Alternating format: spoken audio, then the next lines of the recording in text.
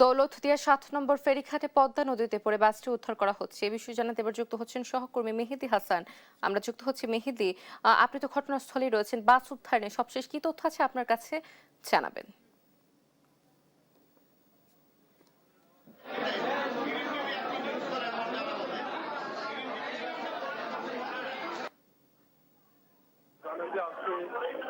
সকাল 10টার সময় কিন্তু এই দৌলতদিয়া ৭ নং ফেরিঘাট এলাকায় ঢাকাগামী একটি বাস নদীতে পড়ে যায় এবং এই ঘটনায় এখন পর্যন্ত কোনো নিহতের ঘটনা আমরা জানতে পারিনি। আপনাদের কিন্তু ক্যামেরার বাসটি কিন্তু এই মুহূর্তে নদী থেকে কিন্তু ওঠানো হয়েছে এবং এই উদ্ধার কাজে ফায়ার সার্ভিস সহ সংশ্লিষ্ট যারা আছে তারা কিন্তু কাজ করছে।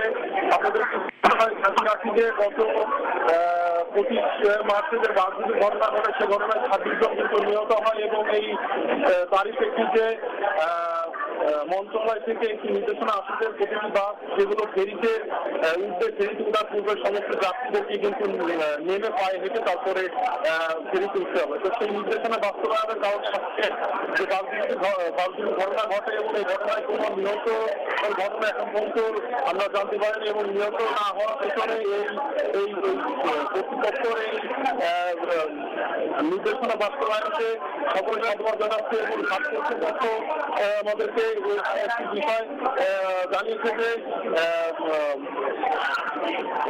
বিশেষ করে চালক এবং হেল্পার এদেরকে সতর্ক অবস্থানে থাকতে হবে এবং এদেরকে আরো সতর্ক হয়ে এই ঘাট এলাকা পার হতে হবে। তো এখন পর্যন্ত রাজবাড়ির দৌলতদিয়া ফেরিঘাট থেকে বাস উদ্ধারের সবশেষ এই ছিল আমার কাছে।